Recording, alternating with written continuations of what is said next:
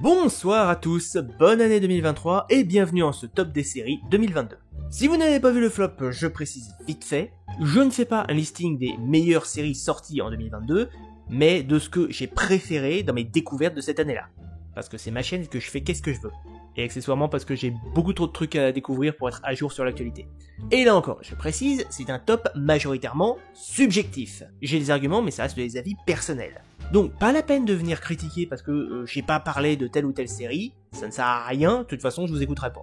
Parce que si ça se trouve pour vous la meilleure série de 2022, bah elle est déjà dans ma pile à voir, sauf que j'en ai tellement à regarder que je vais peut-être pas la voir tout de suite. Donc vous avez le droit de pas être d'accord avec moi, si c'est le cas, bah de partager votre avis dans les commentaires, vous avez le droit. Du moment que vous restez aimable et respectueux, c'est open bar.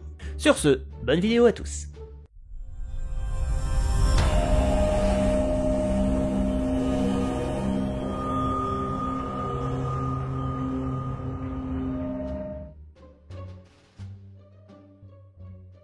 J'avoue que celle-là, mes attentes étaient un peu mitigées. Fondation, c'est l'adaptation des romans d'Isaac Asimov. Très loin dans le futur, l'humanité a érigé un empire galactique, mais voilà que débarque Hari Seldon, un scientifique qui a mis au point la psychohistoire, une méthode de calcul qui permet de prédire l'avenir. Et sa prédiction est inéluctable, l'empire va s'effondrer, et s'en suivra un chaos de 30 000 ans. Mais il existe un moyen de réduire cette période à seulement 1 millier d'années, en créant la Fondation, censée recueillir toutes les connaissances de l'humanité. Alors, je suis pas un grand fan des romans, j'ai dû lire le tout premier, il me semble, et encore c'était il y a longtemps. Mais surtout, vu que la série était produite par Apple, je m'attendais pas... J'avais un peu peur du résultat.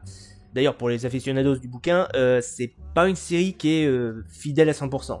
Il y a énormément de changements et d'ajouts par rapport à l'œuvre originale, notamment, il me semble, dans l'ambiance globale, parce que si je me plante pas, le Fondation c'était quand même quelque chose qui s'orientait beaucoup plus vers le pacifisme, là où dans la série il y a quand même pas mal de bastons, donc c'est le... Si c'était une volonté de respecter son travail à 100%, ça peut rater. Mais malgré tout, j'ai beaucoup aimé, c'est parce qu'il y avait pas mal d'idées qui étaient vachement intéressantes, notamment le principe de l'empereur avec ses clones. Il y a l'évolution du plan de Hari Seldon, même le personnage de Gale Dornick, j'ai beaucoup aimé. Et c'est vrai que visuellement, c'était très beau.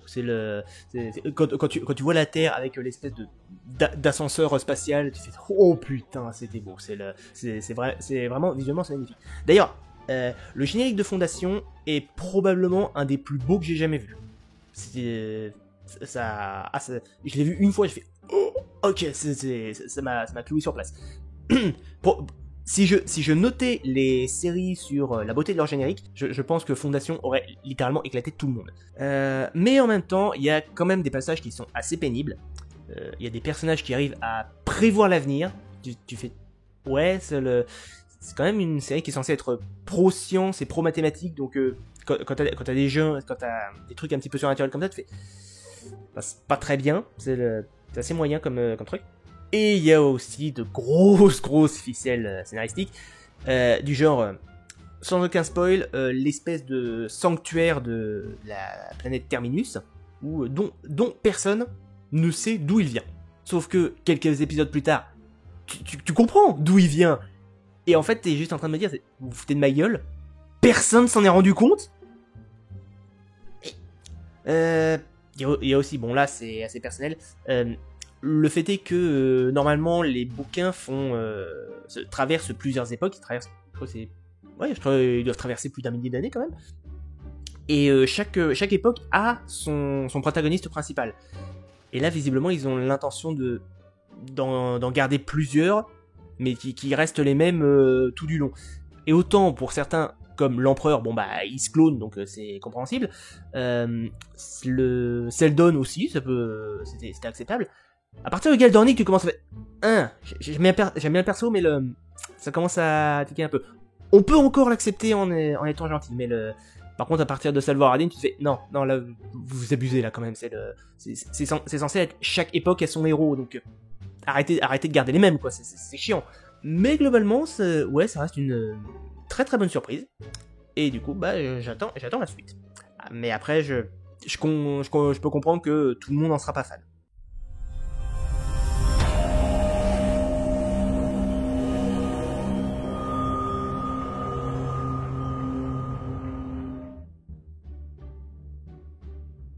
Ok, alors celle-là, je vous avoue que j'ai un peu commencé d'un très mauvais pied, parce que le premier épisode est pas génial.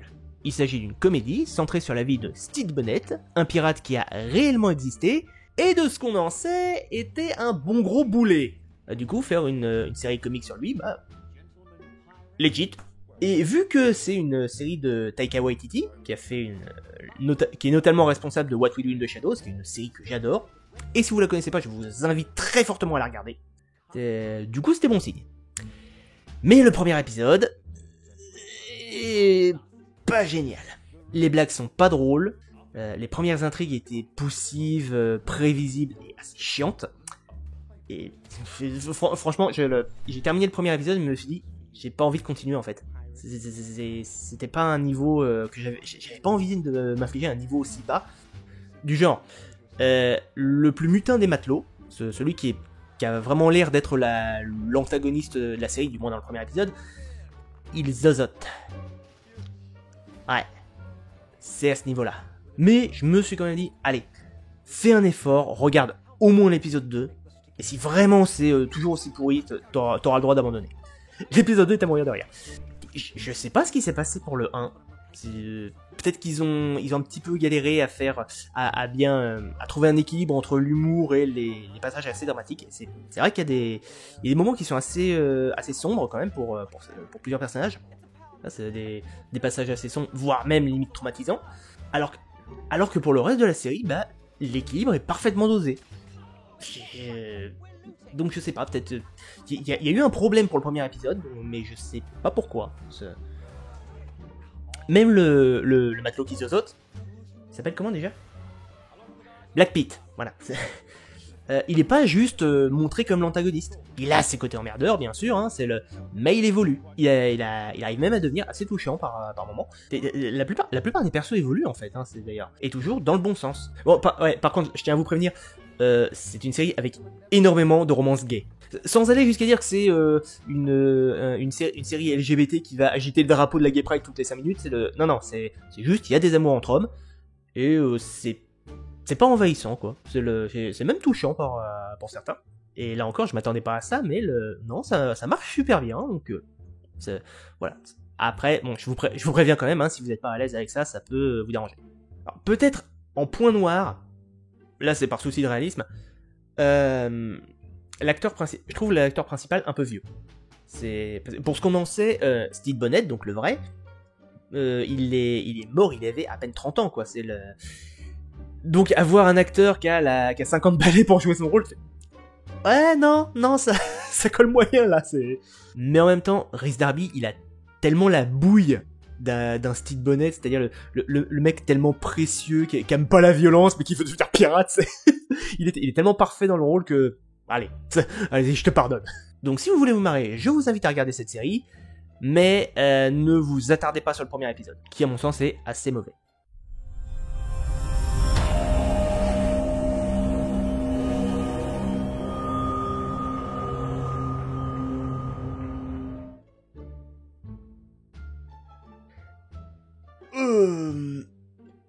Alors, comment décrire Sweet Tooth ? C'est probablement la série de post-apo la plus soft et la plus tout public que j'ai jamais vue. L'histoire est qu'après l'apparition d'une pandémie, l'humanité a vu naître des enfants hybrides à moitié animaux. 10 ans plus tard, on va suivre un jeune garçon cerf appelé Gus, qui va entamer un périple dans l'espoir de retrouver sa mère. Problème, c'est un monde où les hybrides sont très mal vus. Et le gamin, qui est un peu trop innocent, on va dire, va s'allier avec un mercenaire. L'histoire est très cool. Et comme je le disais, la série est probablement une des plus soft que je connaisse. Comme quoi, il n'y a pas besoin de faire de la surenchère de gore ou de cul pour que ça ait de la qualité. L'alchimie entre les deux persos principaux, elle fonctionne super bien. Gus, c'est un gamin qui est vraiment très candide, très mignon, t'as vraiment envie de le protéger. Et il y a des scènes que je trouve qui sont de la pure tendresse, de la pure gentillesse, et franchement ça fait du bien. J'ai beau être quelqu'un d'assez pessimiste vis-à-vis de l'espèce humaine, c'est quand même agréable d'avoir des éléments de positif et d'espoir qui soient mis en avant comme ça.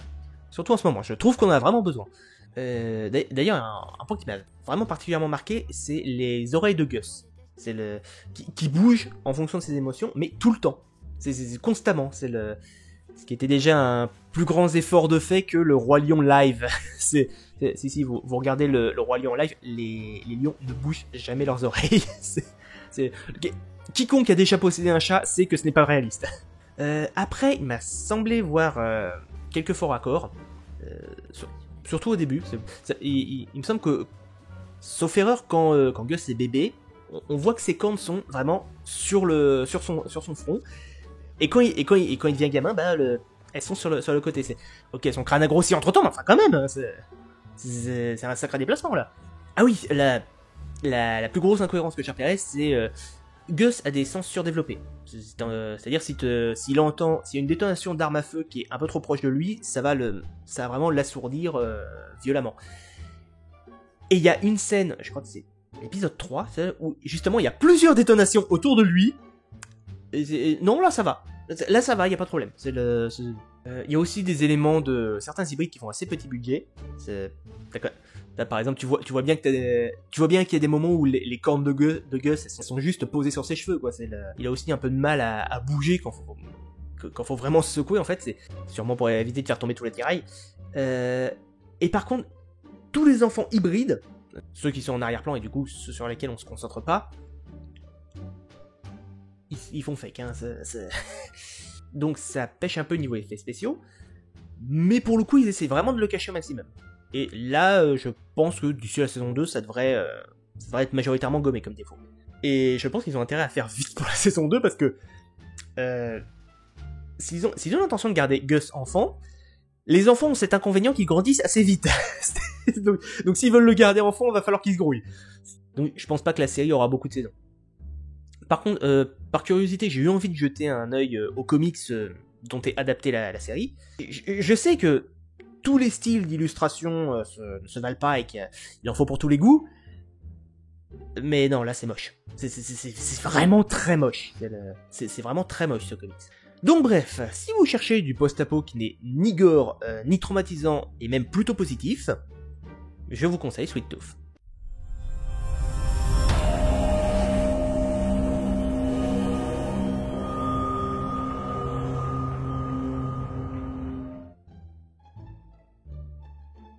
L'histoire est celle de Didier Mature, un ingénieur en aérospatial, qui se retrouve muté à la tête du GEPAN, le groupe d'études des ovnis. Et oui, ce groupe existe vraiment dans le vrai monde de la réalité véritable. Évidemment, toute l'intrigue se déroulant en 1978, dire qu'on croit à des ovnis, ça revient à dire qu'on croit que la Terre est plate. Donc, le mec a qu'une seule envie, c'est de se barrer. Sauf qu'il va être témoin d'événements pas très naturels, qui vont le pousser à étudier les ovnis avec un peu plus de sérieux. Et j'ai trouvé la série vachement impressionnante en termes de reconstitution. Parce que franchement, s'il n'y avait pas eu l'image bien nette, le format en 1080p et évidemment quelques effets spéciaux, j'aurais été persuadé que la série datait des années 70. Et c'est impressionnant à quel point j'étais totalement à fond dans cette ambiance, alors que je suis né en 87, les 70s, je les ai pas connus. Même le film Zodiac, qui, pour ce que j'en sais, avait une rigueur de malade sur la reconstitution, il m'avait pas fait cet effet. La série est globalement sérieuse. Ça reste quand même une comédie, hein, mais il y a pas mal d'éléments sérieux. Et j'avoue que, mis à part un ou deux éléments, l'intrigue est jamais prévisible et réussit toujours ses révélations. D'ailleurs, préparez-vous à un bon gros what the fuck pour la fin de la saison 1. Pour les acteurs, je suis globalement satisfait. Quand c'est des séries françaises, des trucs comme ça, je suis très très regardant sur le jeu des acteurs. Parce que quand c'est des séries américaines ou d'autres pays, bon, il y a la VF qui corrige pas mal de trucs, donc voilà, je suis un peu plus gentil. Là, pour le coup, globalement, ils sont assez bons. Il y a juste deux personnages sur lesquels j'ai fait, oula, non, ça coince. C'était les personnages de Rémi et Vera, qui avaient des moments un peu monocordes. Et autant, bon, tu dis, c'est la saison 1, les deux acteurs, ils ont l'air un peu jeunes, donc pourquoi pas. Sauf que la saison 2 est pire, en fait. Il y a encore plus de moments où les acteurs ont des moments de flottement où ils sont pas dans le jeu. Même l'acteur principal a quelques moments ratés à quelques ratés dans la saison 2, c'est pas bon, c'est pas bon, quoi. Après, globalement, ça gêne pas, quoi. Ça reste majoritairement du très bon boulot. Mais c'est vrai que la saison 2 elle pêche vachement plus que la 1 là-dessus. D'ailleurs, pour ce qui est de la saison 2, elle est en grande partie bonne, mais moins intéressante que la première saison. La saison 2 mérite le coup d'œil, mais moins que la première. La faute à quelques trucs un peu faciles. genre une relation amoureuse du personnage principal, qui clairement sort de nulle part, qui a aucune raison d'être là, c'est avec un nouveau perso qu'on vient à peine de rencontrer, c'est... Non, la saison 2 est pas... Elle reste bien, hein, mais... moins. Mais en dehors de ça, je vous recommande assez chaudement OVNI.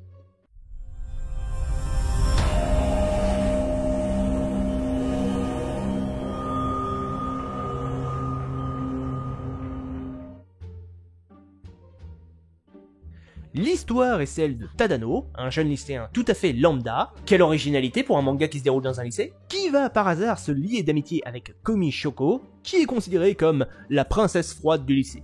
Vous savez, la jeune fille tellement parfaite dans tout, mais qui ne savait jamais à adresser la parole à qui que ce soit. Sauf que Tadano va se rendre compte que Komi souffre d'anxiété sociale et n'est pas capable de prononcer un seul mot en public.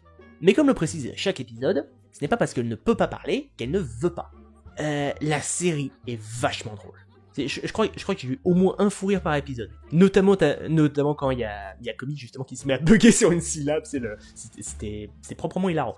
Et en même temps, la série, c'est pas de la ridiculiser, ou de la rendre malaisante, c'est pas du tout. C'est les situations qui sont drôles. Mais en aucun cas, on va se moquer d'elle. Au contraire, chaque fois qu'on a la possibilité, on essaie de s'arranger pour qu'elle aille mieux, pour qu'elle réussisse à aller au-delà de ses problèmes. C'est une très bonne série, qui en plus d'être marrante, nous invite à réfléchir sur tout ce qui est problème de communication. Parce que c'est pas parce qu'on arrive très bien à communiquer que c'est le cas pour tout le monde. Le seul point noir que je donnerais, c'est son titre en français en fait, c'est le Komi cherche ses mots. C'est un titre comme ça, ça sous-entend que c'est juste, elle sait pas quoi dire quoi.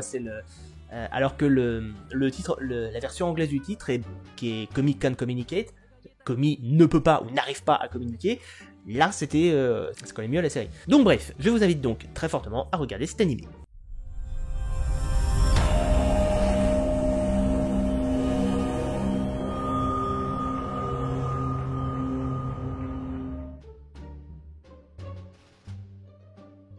Vous voyez, j'ai rien contre les Coréens. Quand ils font du bon boulot, je les acclame.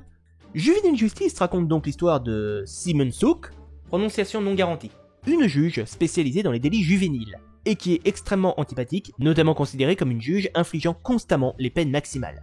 Et la série est géniale. Alors n'allez pas croire qu'elle montre que les juges ont forcément raison et que tous les jeunes c'est forcément des petits délinquants de merde qu'il faut pas croire, c'est loin de là. Les deux parties ont leurs qualités et leurs défauts. Il y a des enfants qui vraiment souffrent de ce qui leur arrive, et comme il y a des juges qui sont corrompus, qui essaient de couvrir les mauvaises choses, et on a tout un aspect social, en plus de l'idée que, ouais, c'est bien beau de punir les délinquants, mais... Et après, ils vont aller en tôle, ils vont aller en maison de correction, des trucs comme ça, et ensuite, si on s'en occupe pas correctement, ils vont recommencer. Mais en même temps, si on essaye de dire, ouais, mais non, c'est que des gamins, c'est pas de leur faute, ça va les encourager à recommencer, au contraire. Le seul reproche que je pourrais vraiment faire à la série, c'est qu'il y a beaucoup trop de flashbacks. C'est au moins 3 fois par épisode, on a un flashback, et parfois qui nous remet une scène qui s'est passée 5 minutes avant. Ça va, on n'a pas une mémoire de poisson rouge à ce point quand même. Mais en dehors de ça, c'est une très bonne série, je vous encourage très fortement à la regarder. Après, visiblement, ils ont l'intention d'en faire une saison 2. Ouais, je vois pas trop pourquoi, c'est-à-dire le fil rouge, on a fini de le suivre, il y a plus vraiment d'intérêt, donc c'est... Après, why not, hein, les acteurs sont bons, l'histoire est cool, et effectivement, on peut avoir d'autres trucs à dire. Même si, bon, est-ce que c'est vraiment nécessaire, quoi.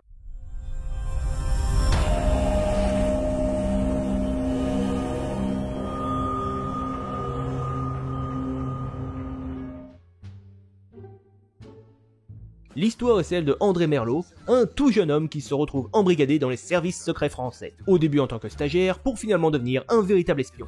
Alors, je vais définir cette série comme une comédie dramatique, mais avec beaucoup plus de comédie que de drame. Parce qu'effectivement, il y a des passages qui sont quand même assez sérieux, mais il y a toujours de l'humour dedans, quoi. Même pour un truc vachement sérieux, tu peux être certain qu'il va y avoir une connerie dans 5 minutes après, quoi. Comme par exemple les 3 principaux espions du service, qui sont des espèces de gros cons beaufs, sexistes, égocentriques comme pas permis. en plus d'avoir un ego surdimensionné, ça pose bien l'avis que la série a des services secrets. D'ailleurs, tout le service d'espionnage est une espèce d'énorme labyrinthe administratif, avec tout un tas d'acronymes, de dossiers, de coups de tampon, ça a l'air d'être un bordel sans nom de ce truc-là. Et j'admets que l'humour de la série marche super bien. Même si c'est pas toujours des blagues à faire hurler de rire, ça m'a toujours au minimum fait marrer. Ce qui pour moi est le principal. Tous les acteurs sont très bons, j'ai pas repéré une seule fausse note dans leur jeu, peut-être quelques accros dans la saison 2, et encore c'est pas grand chose. Globalement, l'intrigue est fun à suivre, et retrace même pas mal d'éléments réels en parallèle. Ça m'a fait délirer parce qu'apparemment c'est une vraie légende qui existe, c'est que les services secrets français auraient trimballé une bombe atomique à travers le désert dans une 2 chevaux. Quoi? Donc, alors on sait pas si c'est vrai, hein, mais visiblement ils sont amusés à jouer avec cette légende, c'était plutôt bien vu. Je regrette quand même que les retournements de situation de la première saison soient vachement prévisibles, mais j'ai quand même beaucoup aimé. Et si jamais vous avez vu l'épisode d'Universalis sur l'espionnage, vous savez que c'est pas un genre qui me hype particulièrement. Donc pour réussir à ce que j'aime, c'est que vraiment c'était bon quoi.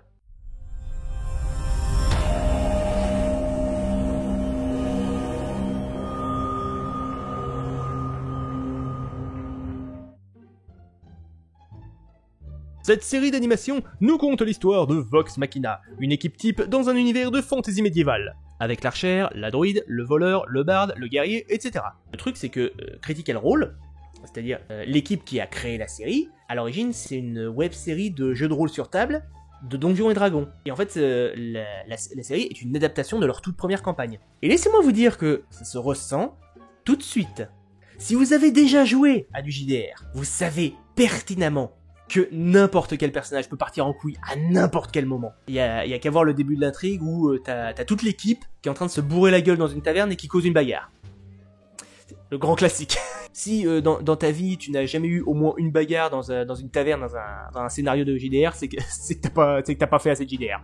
Car oui, Vox Machina, c'est donc une équipe type de personnages dans un monde de fantasy médiévale, et ils sont doués chacun dans leur domaine, mais ils sont plus connus comme étant des gros fouteurs de merde que comme des héros. Sauf que, complètement fauchés, ils vont répondre à la convocation du roi qui va leur demander de s'occuper d'une créature. Et j'avoue que je m'attendais tellement pas à ça quand j'ai lancé la série. En termes plus objectifs, les dessins sont très cool, l'animation aussi, même si il y a eu 2-3 moments où j'étais en mode c'est pas trop convaincu, mais voilà, sans plus. Pareil pour la VF qui est globalement très bonne. Il y a eu, enfin à mon sens, il y a eu quand même quelques erreurs de casting. T'as certains persos qui ouvraient la bouche et fait j'aurais pas imaginé cette voix là. Et il y a aussi certains passages qui sont pas très bons. Notamment la doubleuse du personnage de Cassandra, que vraiment trouvé assez mauvaise. Mais voilà, l'un comme l'autre, ça reste des soucis ponctuels. Et ouais, vite fait, je regrette aussi que la saison 1 se termine sur un cliffhanger. Oui, j'ai très envie de mater la saison 2, c'était pas la peine de me foutre une fin dramatique comme ça pour me hyper encore plus, merci. Ah oui, par contre, allez pas vous mettre en tête que parce que c'est un dessin animé, c'est tout public. C'est pas du tout, c'est vraiment pas du tout. Il y a des scènes très gore, il y a des scènes de cul en plus, et sans parler de tous les jurons qui s'enchaînent toutes les 5 minutes, voilà, ne montrez surtout pas cette série à vos enfants, c'est une mauvaise idée. Bref, excellente découverte, j'attends très vivement la suite, et je vous invite fortement à la regarder.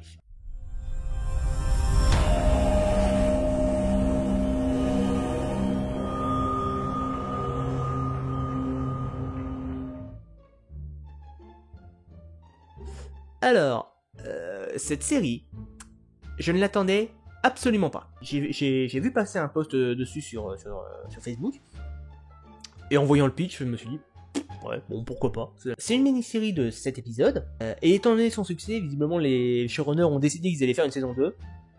Ouais, je vois vraiment pas l'intérêt de faire une saison 2.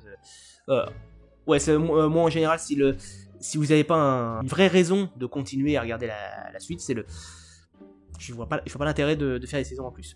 Lupin c'est pareil, hein, j'avais bien aimé, mais effectivement quand on m'a dit ouais il y aura une saison 2, pourquoi? L'intrigue elle est finie, il n'y a plus besoin, voilà, oui je suis comme ça.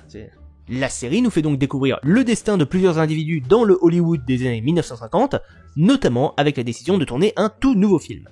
Je précise tout de suite, c'est pas du tout un biopic. Alors, il y a des personnages qui sont réels, hein, qui ont vraiment existé, mais il y en a aussi pas mal d'autres qui sont complètement inventés, qui sortent de nulle part, voilà. Par exemple, Ace Studio, où il se passe 99% d'intrigue, je dirais. C'est un studio qui est totalement fictif. La série tourne pas mal autour des minorités, qu'elles soient ethniques ou sexuelles, et surtout de leur combat pour avoir droit à la même place que tout le monde. Et même si le résultat final est fictif, sans déconner, ça pourrait devenir la base d'une uchronie à ce niveau. Mais j'ai adoré la série. Je leur dis encore, hein, j'ai pas beaucoup de foi en l'humanité, mais Hollywood est une série qui, malgré pas mal d'aspects crasseux qu'elle cherche pas du tout à cacher, est hyper positive. Franchement, c'est probablement une des séries les plus positives que j'ai vues depuis... je saurais même pas dire. Et pour qu'un truc aussi positif réussisse à me plaire sans que je me plaigne que c'est gnangnan, c'est que c'est vraiment de la qualité. Alors, je suppose qu'on va avoir des gens qui vont venir se plaindre que c'est une série woke, parce qu'il y en a toujours. Et non, les blancs hétéros sont pas du tout marginalisés comparés aux minorités, et ils galèrent autant que les autres. Hein. À dire vrai, c'est plus l'aspect sociétal et les communautés racistes, ou même les vieux patrons capitalistes qui ont peur de changer les choses par peur de perdre du fric. C'est eux les vrais méchants, c'est pas les héros, quelle que soit leur couleur de peau ou leur orientation. Et à l'inverse, on a un antagoniste, bon il s'améliore sur la fin, mais qui est un personnage homosexuel, qui est une pourriture aigrie, pratiquement du début à la fin, et qui est incarné par Sheldon Cooper de Big Bang Theory. Et je trouve que c'est un des meilleurs rôles qu'on lui ait jamais donné. Donc bref, si vous aimez le cinéma, les minorités, la justice sociale et les années 50, eh ben je vous conseille très fortement Hollywood.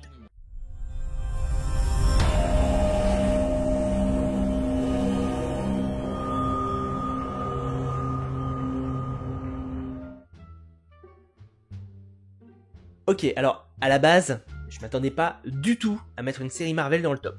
Et au final, j'ai eu envie d'en mettre au moins 3 ou 4. WandaVision, Miss Marvel, Loki, et même Hawkeye. J'ai surkiffé Hawkeye. Mais j'avais pas très envie qu'on se retrouve avec trop de Marvel dans le top.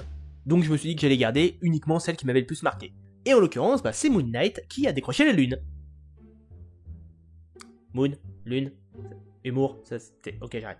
L'histoire est donc celle de Stephen Grant, un boutiquier du musée d'histoire naturelle passionné par l'égyptologie, qui souffre de problèmes d'insomnie, d'absence et parfois d'hallucinations, avant de se rendre compte qu'il est lié à une divinité égyptienne qui en a fait son héros sur Terre, en la personne de Moon Knight. Alors, mon premier regret, c'est que la série grille trop vite ses cartouches sur la double personnalité du héros. Alors oui, évidemment, c'est une série Marvel, on se doute bien qu'il est pas fou, qu'il y a des trucs il y aura forcément un super-héros dans la zone, mais bon. Mais quand même, je pense qu'on aurait pu essayer un petit peu de garder un minimum de mystère sur sa double personnalité, au moins jusqu'à la fin du premier épisode. Par contre, c'est très certainement le meilleur générique des séries MCU que j'ai vu jusqu'à présent. D'ailleurs, va falloir qu'on m'explique un truc avec les génériques des séries MCU, parce que pourquoi les génériques des séries Marvel sont toujours à la fin de l'épisode. Alors pour WandaVision, je pouvais comprendre, parce que elle avait toujours un faux générique de sitcom au début, mais pour les autres, il n'y avait pas de raison, quoi. Par contre, le logo de Marvel Studios, lui, il est toujours au début, hein. C'est le bonjour les gars de la prod. Aussi, un truc qui m'a bien vite gonflé, c'est que très souvent, les musiques des génériques changent d'un épisode à l'autre. Le générique du premier épisode, c'est la musique de base, et chaque épisode va avoir une musique différente. Genre, Moon Knight, c'est la musique officielle du thème, elle était excellente, elle collait très bien au truc. La musique du deuxième épisode, c'est un bon gros rap des familles. Je fais, oh là putain, oh non, là, non, arrêtez. Et pourtant, c'est les mêmes images à chaque fois. Pourquoi ? Enfin bref, la série, et ça déjà, pour moi, c'est une très bonne chose, c'est que vous pouvez la regarder sans ne rien connaître du MCU. C'est les trois quarts des séries, des films maintenant, si vous n'avez pas eu toute la continuité avant, vous êtes paumé. Celui-là, vous pouvez le regarder sans rien connaître, il n'y a aucun problème. Il y a pratiquement aucun lien avec le reste de l'univers, il n'y a pas de caméo forcé, ce que je trouve quand même assez reposant au bout d'un moment, peut-être éventuellement une référence à Madripoor, et encore c'est très vite fait, hein, pas mal de scènes sont extrêmement cool, genre la scène où Khonshu et Moon Knight font... ils manipulent le ciel en fait, je vais pas en dire plus. Il y a aussi des combats qui sont hyper fun. Je pense que c'est une des séries avec les meilleures chorégraphies de combat que j'ai vues jusqu'à présent. En deuxième, c'était Falcon et Winter Soldier, parce qu'il débrouillait vraiment bien. Je pense qu'une des pires, ça restait quand même Miss Marvel, parce que sans aucune méchanceté, l'actrice qui joue Miss Marvel, elle est très mignonne, elle est super cool et elle est très bonne dans son rôle. Par contre, elle se bat pas bien, elle est pas très douée pour se battre. Hein. Ses combats à elle étaient vachement pathos. T'as des moments où tu fais, c'est lent, hein, c'est pas bien chorégraphié, c'est pas cool. La série reste malgré tout très bonne, hein, heureusement ça se repose pas sur ce combat. Le climax de fin de Moon Knight. J'étais comme un gamin devant son premier feu d'artifice, en plus ça embrasse à mort tout le délire des divinités égyptiennes.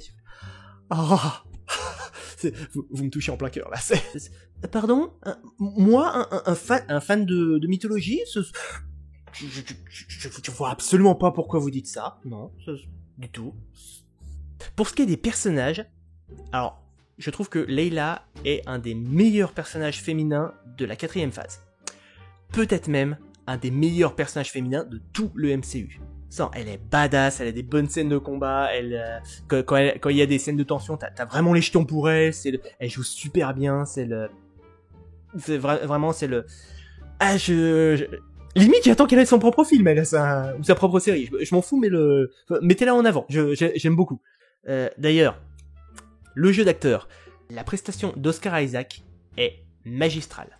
Là encore, c'est probablement un des meilleurs jeux d'acteurs de tout le MCU. Non, j'hésite pas, pour moi, il y a des trucs qui sont vraiment géniaux dans cette série. À un point tel que je regrette que tout Marvel se décide pas à aller dans cette direction. Arrêtez un petit peu de faire sans arrêt toujours tout s'amorcer avec un peu d'humour et tout. Allez dans le bon jeu d'acteur, faites des trucs originaux, d'ailleurs, au passage, autant j'apprécie de moins en moins les films Marvel, autant les séries, elles ont toutes leur genre différent, leur style différent. Vraiment, ça me donne l'impression de regarder du neuf. C'est super cool, donc limite arrêtez les films Marvel et continuez avec les séries, ça sera bien. Pour ce qui est des défauts, alors je viens surtout noter deux. Oui, en plus, vraiment les vrais défauts de l'histoire. Le premier, c'est une scène de l'épisode 3, où le héros, il a tous ses ennemis présents, y compris le grand méchant. Il aurait juste à enfiler son costume et à tataner tout le monde. Non, il attend que l'antagoniste principal soit parti. Là, après, il enfile son costume, et encore, il se bat pas tout de suite, hein, non, il est monté sur une pyramide, et il prend la pause le temps que tout le monde le repère, pour ensuite se lancer. Alors oui, c'était pour pouvoir faire son saut et que la cape prenne la forme du croissant de lune. Ok, c'était une belle scène, mais c'est pas logique, quoi, c'est complètement con. Et l'autre reproche, c'est la vraie fin de la série, qui est dans la seule scène post-générique de la série. Là encore, c'est très bien. Arrêtez de mettre sans arrêt des scènes post-génériques, c'est une seule par saison, ça suffit. C'est que ce final est en fait une révélation. Alors, je ne spoile pas, mais franchement, si vous avez pas vu venir cette révélation depuis au moins le deuxième épisode, c'est que vraiment il y a des connexions qui se font pas là. Je suis désolé, tout le monde l'a vu venir. Tout le monde a vu cette révélation au minimum depuis la moitié de la saison. Donc voilà, si vous devez regarder une seule série Marvel, je vous conseille très fortement Moon Knight.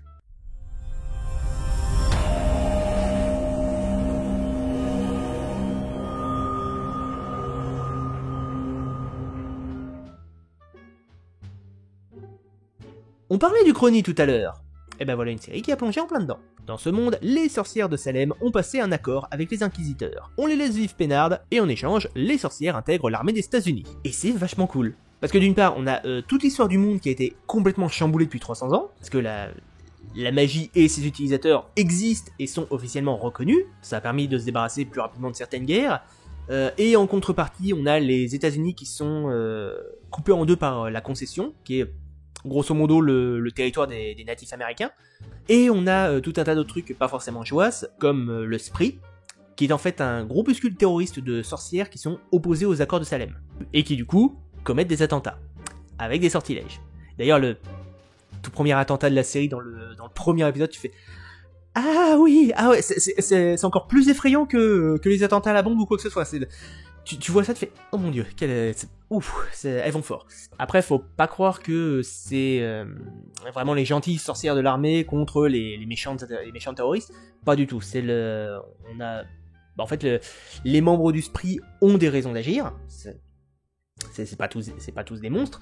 Et de l'autre côté, t'as les hauts gradés de l'armée qui ont pas des masses de scrupules, non seulement à y aller à mort sur la propagande, mais aussi qui sont capables de sacrifier les innocents pour atteindre les terroristes, ou qui vont avoir des discours qui sont à la limite du fanatisme. Le système de sorcellerie aussi, j'ai trouvé super intéressant. Les sorcières, certes, utilisent des sigils, elles tracent des runes ou des formules, mais 90% de leur pouvoir vient de leur corde vocale. Parce qu'elles arrivent à créer des sons qui, selon la puissance ou la modulation, peut percer un trou dans un mur, peut faire tomber une personne dans les pommes, ça peut soumettre à une quasi-hypnose. Il y a un patch de drogue qui permet de voler et qui remplace le saut en parachute, mais c'est génial. Mais du coup, si j'adore à ce point cette série, pourquoi elle n'est pas plus haut dans le classement?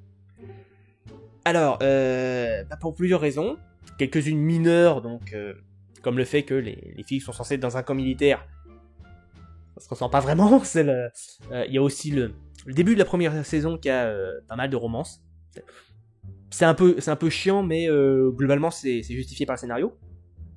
Là, c'est un moment, on lui dit pourquoi est-ce que la Miss là elle est particulièrement puissante, les autres se foutent de sa gueule, parce qu'elle est excitée par les garçons. Oui, c'est parfaitement ça. Justement l'excitation sexuelle augmente les pouvoirs des sorcières, donc ça fait on va peut-être fermer nos gueules alors.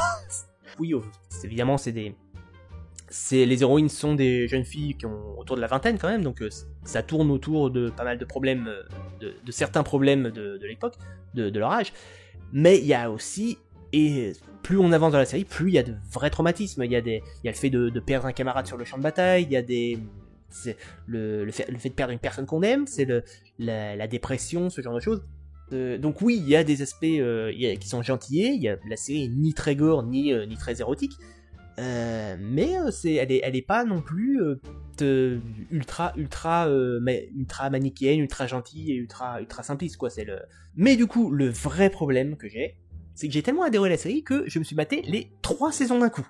Et clairement, la saison 3 est pas à la hauteur des 2 premières. Je sais pas exactement ce qui s'est passé. Probablement que les producteurs ont dû se dire ouais non, il n'y a pas assez de succès donc on va arrêter la série, et que les scénaristes, réalisateurs ou autre chose ont dû réussir à grappiller une dernière saison pour au moins terminer toutes les intrigues. Et en fin de compte, je crois que j'aurais préféré ne pas avoir de fin quoi. Parce que là pour le coup, effectivement, ils terminent toutes les intrigues, mais de façon hyper rushée. Et parfois du coup il y a pas mal de points qui sont vachement faciles, c'est vraiment des grosses ficelles scénaristiques, quand c'est pas carrément des incohérences. Par exemple, on a le personnage de Adil, qui est vraiment un gars qui est pacifiste dès la saison 1, et dans la saison, le mec il a jamais appris à se battre à aucun moment. Son seul avantage c'est sa voix, ses pouvoirs de sorcier. Et dans la saison 3, il se bat au corps à corps avec d'autres militaires et il gagne. What? Non. Les filles, je comprends qu'elles puissent remporter les corps à corps. C'est pas lui. c'est pas d'accord. On a aussi toute l'intrigue du premier champ. En fait, c'est limite une chasse au trésor, la saison 3, où on recherche le premier champ qui a un sort tellement puissant qu'il pourrait remodeler la réalité. On apprend son existence au premier épisode de la saison 3. Dernier épisode de la saison 3, tous les morceaux du premier champ sont réunis et le sort est utilisé. Ouais. Donc, très clairement, je considère que les 2 premières saisons sont géniales. Il faut absolument les voir parce qu'elles sont magnifiques, elles sont excellentes, elles sont hyper inventives. Par contre, la saison 3, elle est tout juste moyenne, quoi. Malheureusement, c'est presque un passage obligé pour terminer la série. Et je trouve ça vraiment dommage. Et du coup, comme je vous l'ai dit, j'aurais presque préféré ne pas avoir de saison 3. Ça aurait été mieux de pas avoir de fin que d'avoir une fin aussi bof quoi. Mais bon, pour le reste, je vous conseille très fortement de regarder au moins les saisons 1 et 2 de Motherland.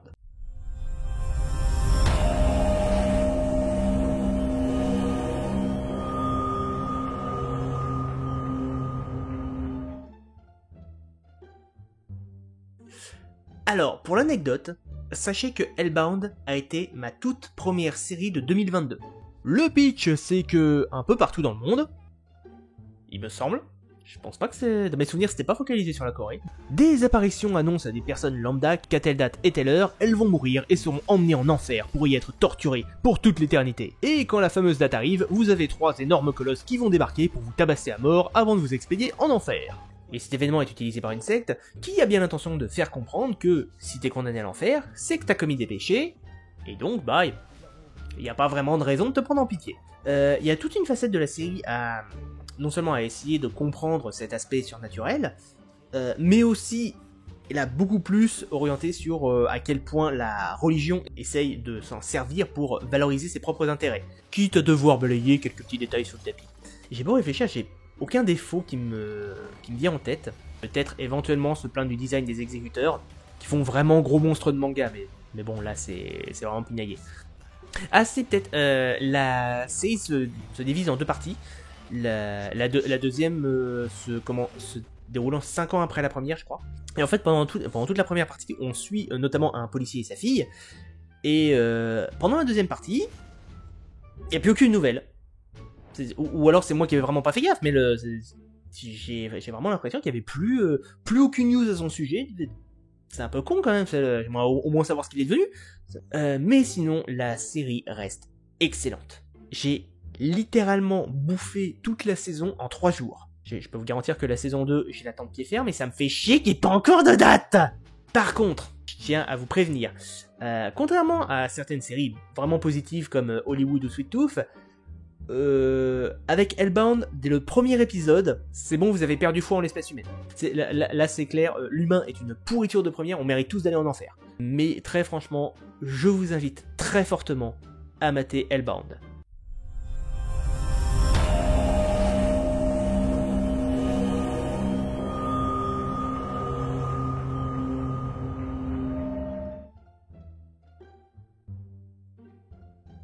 La vache, les séries françaises ont le vent en poupe cette année. Nous sommes donc en 1899, alors que le président de la République Félix Faure vient de mourir d'une façon particulièrement remarquable, on va dire. Et on va suivre le quotidien de la brigade criminelle, qui s'occupe notamment d'un meurtre assez glauque, mais aussi de Meg Steinheil, courtisane reconvertie en indique malgré elle, et du préfet de police, Louis Lépine. Le tout dans un contexte politique extrêmement tendu, vu que le procès de Dreyfus est sur le point d'être reconduit, et que toutes les ligues antisémites, nationalistes, anarchistes commencent à pas mal foutre la merde dans tous les sens, parce que oui, c'est une époque où les antisémites, ils avaient pignon sur rue à l'époque, hein, c'est le... Et cette série, waouh, elle est excellente. Franchement, j'ai regardé, j'en attendais que dalle. Je l'ai maté dans l'espoir de me renseigner pour l'épisode d'Universalis qui normalement sortira en février. Je me suis un peu fait couillonner sur le coup parce que ça avait rien à voir. Et du coup, j'en attendais rien parce que bon, nous les Français, on n'est pas très doués dans le divertissement. Hein, dans les comédies, ça peut éventuellement aller, et encore de moins en moins. Et dans les trucs vraiment sérieux, bon bah c'est vraiment pas top. Et pourtant, j'ai adoré. Je dirais même que c'est une série qui a rien à envier aux séries américaines. L'intrigue, elle est parfaitement conduite et maîtrisée. Ouais. Si vous aimez l'historique, si vous aimez le policier, foncez. Le jeu d'acteur, il est excellent. J'ai rien à reprocher à la série. Franchement, c'est... Si, peut-être éventuellement, c'est le personnage principal, qui s'appelle Antoine Juin. Enfin, c'est dur de définir un personnage principal dans une série chorale, en fait, parce que t'as plein de personnages autour, et techniquement, ils sont tous un peu principaux, donc... mais il est plus ou moins sous-entendu que c'est lui le personnage principal. Et ce mec est un petit minet.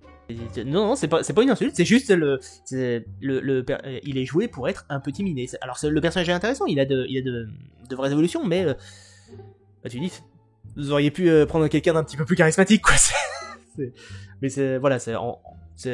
L'acteur est bon, mais physiquement il fait un peu trop gentil minet pour. Voilà, c'est tout. À l'inverse, tu vois le mec qui joue Louis Lépine, il t'impose le respect, mais direct. Hein, c'est une des... T'avais une scène qui était absolument excellente où il se fait tirer dessus depuis un truc. Le mec ne bouge pas d'un poil. Il se contente de fixer le tireur sans bouger. Ok, niveau charisme, c'est bon. Là, on a dépassé des trucs. Là, il y avait aussi le personnage de la femme. Là, qui est en plus, c'est la première avocate de France, il me semble. Qui est jouée par une actrice que j'aime beaucoup. Évidemment, je vais pas me rappeler son nom. Hein, évidemment, je vais pas me rappeler son nom parce que j'ai une mémoire de merde pour les noms, mais qui était excellente aussi, quoi. Parce que je suis en train de rire parce qu'il y avait justement une scène de cul qui m'avait fait énormément rire parce que là pour le coup, c'est une scène de cul qui avait des raisons d'être là. Et quand elle est arrivée là, je vais pas spoiler, mais franchement, il y a un truc qui arrive, je fais oui, oui, c'était vachement intelligent de le ramener, donc ouais. Ah oui, ça vraiment, ça a été mon plus gros regret de la série. Et en même temps, objectivement parlant, c'est un défaut, mais je peux même pas le reprocher. Parce que c'est une économie de budget. Sans aucun spoil, hein, je précise. À la fin de l'avant-dernier épisode, il y a une grosse baston qui est teasée. C'est vraiment une grosse guerre des gangs. Je ne dirai pas les camps. Vraiment, le dernier épisode se termine. T'es sur le point de... Ça va saigner, il va y avoir une guerre. Début du dernier épisode, la guerre est finie. Chier, putain. Alors ok, d'un point de vue financier, je comprends l'économie de budget, mais putain, qu'est-ce que c'est frustrant, quoi. Donc, quoi qu'il en soit, je vous encourage très fortement à mater cette série. D'ailleurs, une saison 2 vient de sortir, il me semble, qui s'appelle Paris Police 1905. Je l'ai pas encore regardé, mais la bande-annonce me vend du très bon boulot. Donc, à voir. En tout cas, la saison 1, je vous la confirme, elle est excellente.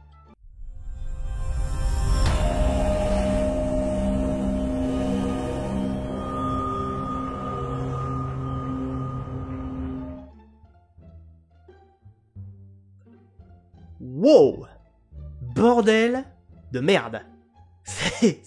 Alors, je tiens à préciser tout de suite, je suis pas un fan de DC Comics. D'ailleurs, pour moi, le DCU, c'est totalement foiré. Et c'était foiré dès Man of Steel. Hein. Alors, il y a des œuvres adaptées de DC que j'aime beaucoup. The Dark Knight, Joker, la série des Batman Arkham. Évidemment, j'adorais le dessin animé de Batman quand j'étais petit. C'est toujours de très bonne qualité aujourd'hui. Cependant, c'est difficile à croire vu que j'ai vanté pas mal des œuvres où il apparaît. Je suis pas un fan de Batman. Je suis pas un fan du Joker. D'ailleurs, je comprends pas l'intérêt à la limite du fanatisme de certains pour ce personnage. Pour moi, c'est juste un terroriste grimé en clown. Quant à Harley Quinn, c'était juste un Joker féminin, quoi.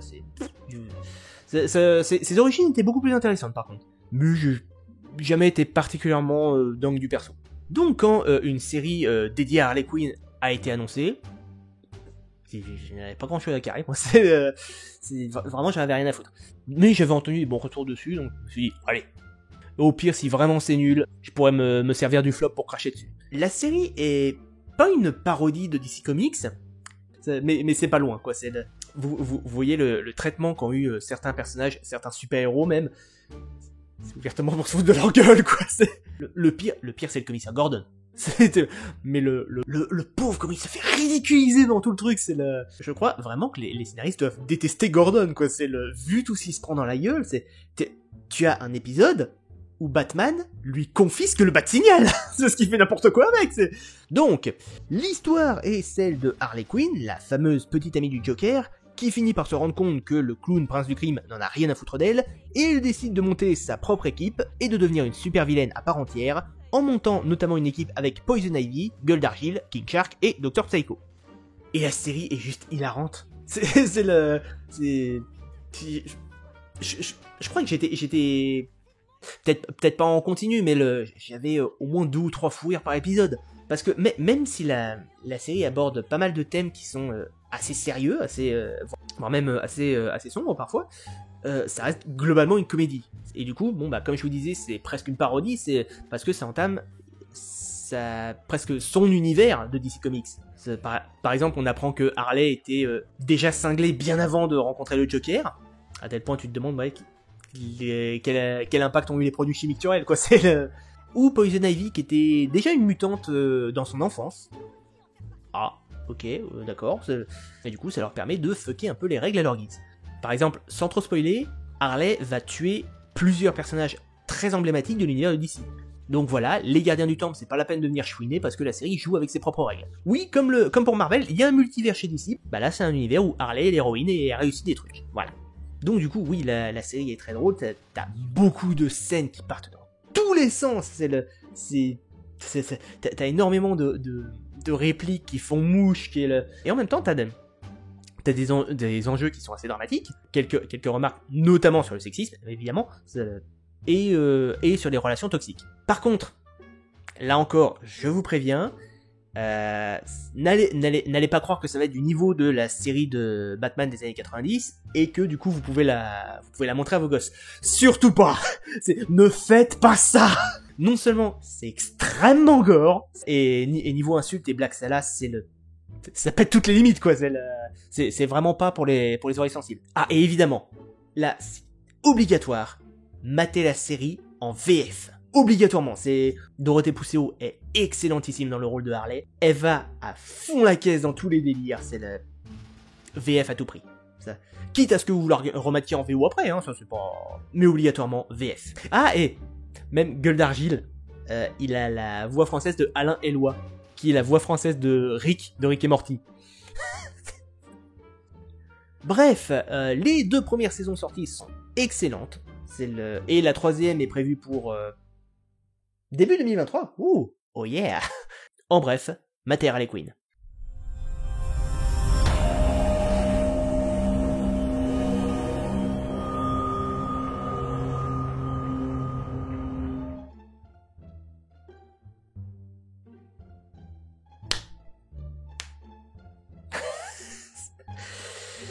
Là encore, une série que j'avais énormément attendue, et qui se trouve être une adaptation du jeu vidéo.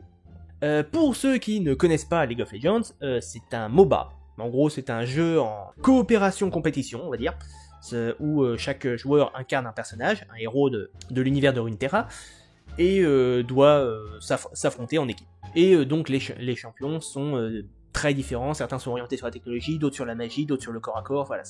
Et Arcane avait été la volonté d'accentuer le lore du jeu. Et vu que dès les premières annonces, ils expliquaient qu'ils allaient centrer l'intrigue sur Jinx, qui était LE personnage et la raison pour laquelle j'y avais joué, pas très longtemps, mais j'y ai joué un peu, ça a dû durer 6 mois, après j'en ai eu marre.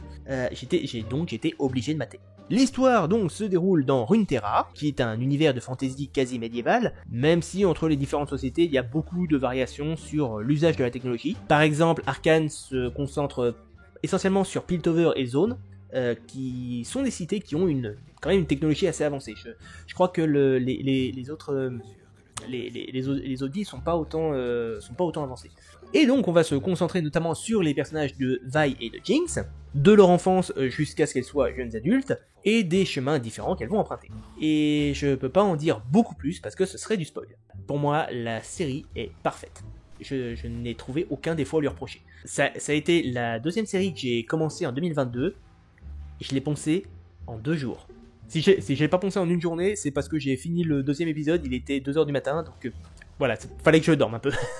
Le style de dessin et l'animation sont magnifiques, les personnages sont super bien écrits, la VF est excellente, et l'histoire est super intelligente tout en restant cohérente. Pour tout dire, à l'heure où je tourne cette vidéo, donc on est en janvier 2023, j'ai maté la série en janvier 2022. Et pourtant, elle est encore, y a encore des scènes qui sont gravées dans ma mémoire. La série reste encore très vivace dans ma tête. C'est dire à quel point elle m'a marqué. Après, ça reste une série quand même assez mature, assez sombre, donc pas pour tous les âges. Y a rien de gore, hein, clairement. Si on compare à Harley Quinn, Arcane c'est très gentil. Même comparé à Vox Machina, hein, Arcane c'est très très soft. Même pour les jurons, Il y avait des jurons dans Arcane ? J'arrive même pas à m'en rappeler, je suppose que non, mais je me rappelle pas. Mais bref, il y a quand même pas mal de thèmes très sombres qui sont abordés, et du coup des scènes qui peuvent facilement traumatiser les plus sensibles.